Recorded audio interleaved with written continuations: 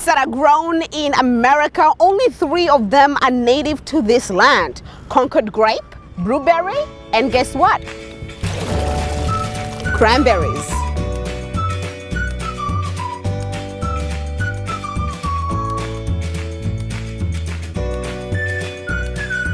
With about 400 million pounds spent yearly, in which 20% of that is consumed during Thanksgiving, cranberries have proven to be more than food, but an American tradition.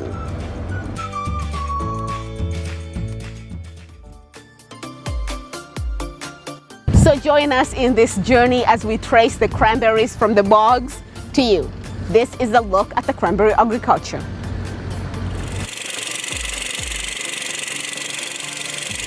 Since its first harvest in Dennis, Cape Cod in 1816, this procure small red berry has played a huge role in our holiday culture and in our family health and wellness for years. Cranberries outrank most of fruits and vegetables on disease fighting and antioxidants. So Massachusetts is the second largest grower in the country and third in the entire world. To celebrate the harvesting, we are here today visiting the Man Farms.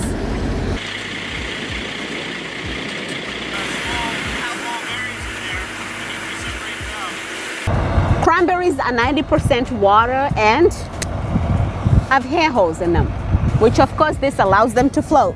And most people think that the cranberries grow on water, but that's not true, right? That's not true, no. Okay. They grow dry. We manage water all season long. We have tensiometers measuring soil moisture, and the roots don't want to be saturated. They don't want to be saturated water. We have to keep the soil moist but not saturated in order to get the optimum growing conditions. Wow. So tell me why you use water. Why don't you just go and pick them as maybe you would pick apples or blueberries? Why do we have to flood them? Well, years ago, cranberries were dry harvested. Back in the 50s, hand scoop was the primary way of harvesting cranberries, and the schools would close and they would send everyone out to work in the cranberry bogs to harvest cranberries. When my father bought this farm back in the late 50s, dry harvesting machines were just being introduced, and he was picking with dry harvesting machines, but out in Wisconsin, they were just starting to pick with water. And so my father went out to Wisconsin and saw how they did it. He came back to Massachusetts, brought the technology here, and he was the first grower in Massachusetts to commercially water harvest cranberries. Wow! And it's much more efficient.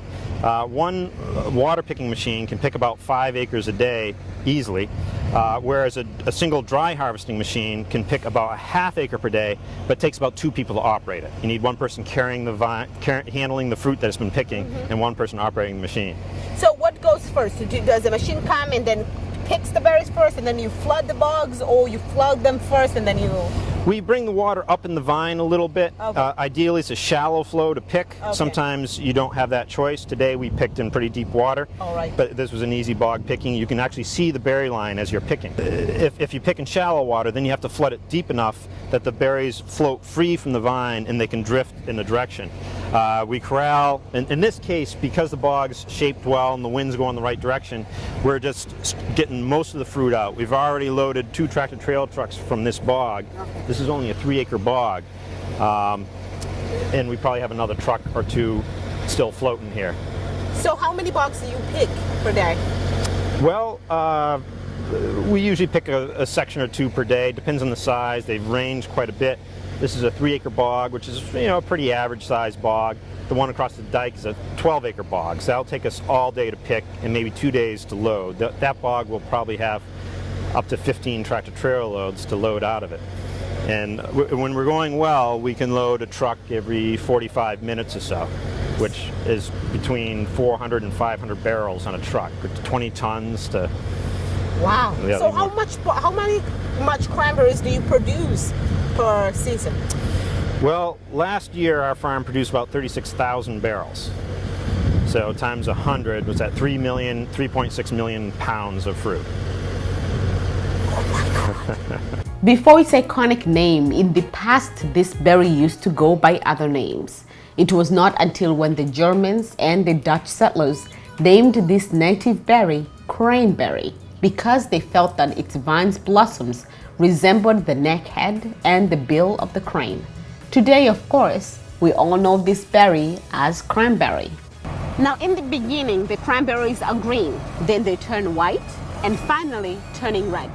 Cranberries, unlike other berries, they're naturally tart, which means it doesn't matter its outside color. When you eat it, it's still bitter. Now I see like there are almost like two different shades here. There's the white one, right? This kind of white, and then we have this beautiful cranberry kind of color. So reading about this is kind of like not ripe yet, and this is the perfect version. So when you're harvesting them, like how do you measure when it's ready to? Ocean Spray has minimum criteria for delivering, and we actually bring samples in Ocean Spray, have them tested for color. Okay. If they don't meet the minimum color, we don't start harvesting. Okay. But we also, it takes us about a month to get the crop in. So these are not ideal color right now, but in order to get the whole crop in, we have to pick, and they're meeting the minimum criteria. Ocean Spray will actually separate out all the white ones. And they will, the darker ones. I hope they have a machine for that. They have laser equipment that will separate these things at incredible speeds. But they take the white fruit out. Yes. And the dark fruit will become sweet and dried cranberries. Okay. And juice. Cranberries grow and survive on very special conditions, such as acid peat soil, an adequate source of water supply, and a growing season that extends from April to November. They grow on low-lying vines in beds layered with sand, peat, gravel, and clay. Massachusetts is where the whole industry began. Massachusetts led the cranberry industry, was the biggest producer of cranberries in the world. But because we were the first, we're now the oldest bogs in the world, and they're not the most productive bogs. So for us to remain competitive, we need to renovate, put in newer varieties. These are Mullica Queens, which were produced by Ocean Spray and Rutgers.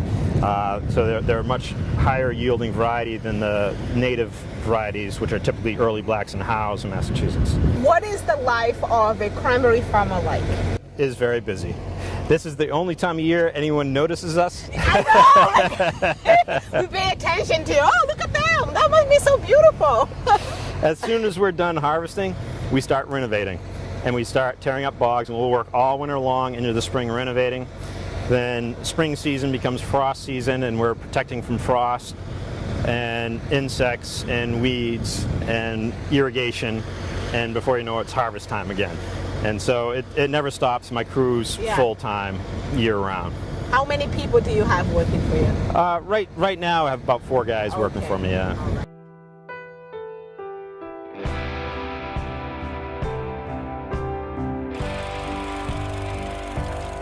Yeah, I'd just like to say that the cranberry industry in Massachusetts is the largest agricultural commodity produced in Massachusetts, and it provides about $3.6 billion economic benefit to the region and the state. So it's a very important a very important commodity for the state.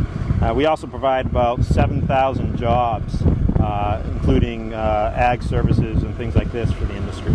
So it's a very important industry for the state. It's important that the community supports the industry. It's mostly grown in a few towns in southeastern Massachusetts, and we do need to support our local community to keep the business viable and healthy, so we can keep providing benefits for the state.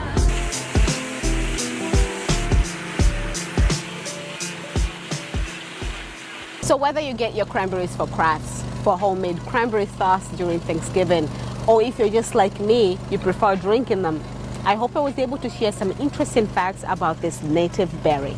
It was my honor to spend this time with you. From WCTV, I am Queen Banda.